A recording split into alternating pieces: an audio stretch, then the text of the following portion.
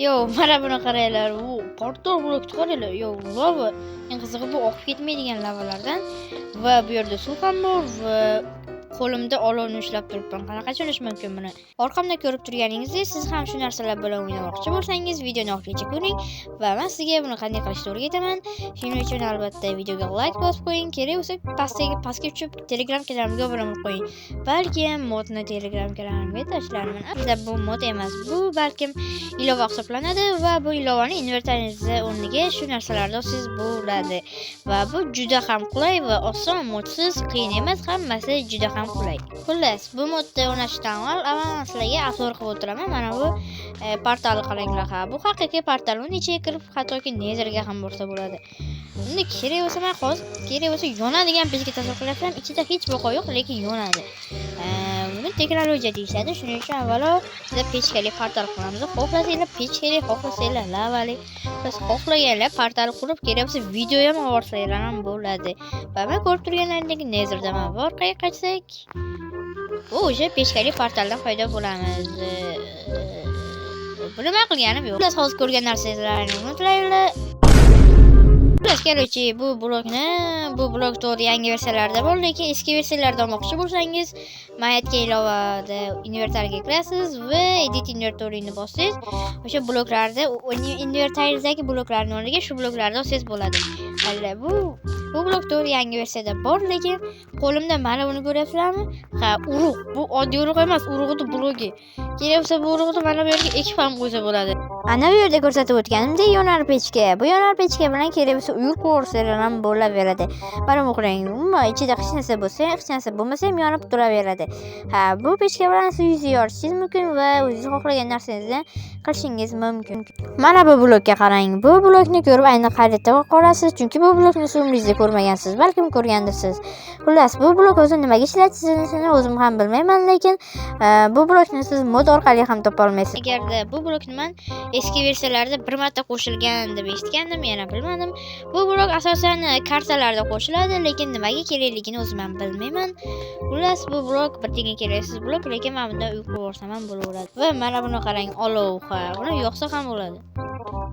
Eng qizig'i mana bu hozir eshityapsizlarmi? Qaranglar, men qo'limda olov, lekin olovni qo'yganimda bu qo'limdagi narsalar hammasi blok hisoblanganicha olov ham blok hisoblanyapti va uni qo'ysam blok qo'yganda qog'oz chiqyapti. Buni eshitinglar.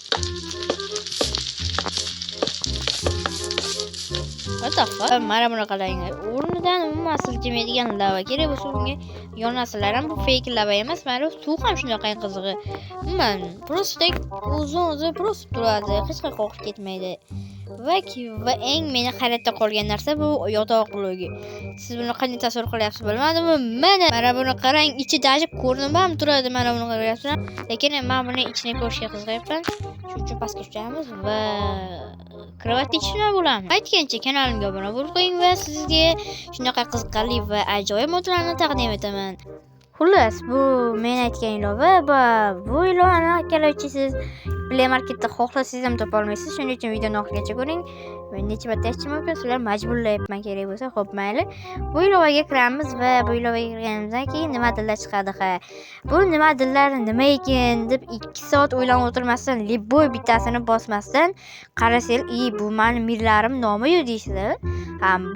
Bu sizlarga millarini ko'rsatib beradi. Ya'ni Minecraftda ochgan millarini ko'rsatib beradi va men hozir videoni Pocket Envy Editor mirida, ya'ni nomlab qo'ydim. O'sha mirga kiramiz va edit invertorini bosamiz.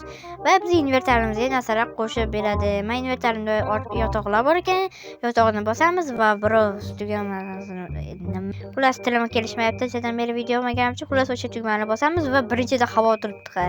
Men sizlarga bu havoni ko'rsatmadim, chunki bu ilova sizlarga hali qizig'i qolmaydi bo'lmasam. Va bu yerda mana qimirlamaydigan lava suvlar bor va hozir ko'rsatgan kerak bo'lsa portal ham bor. Mana portal bor. Va ender portal va boshqa narsalar. Va bu yerda tagida juda qiziqarli narsalar bor. Maytodli narsalar, to'g'ri, lekin tepada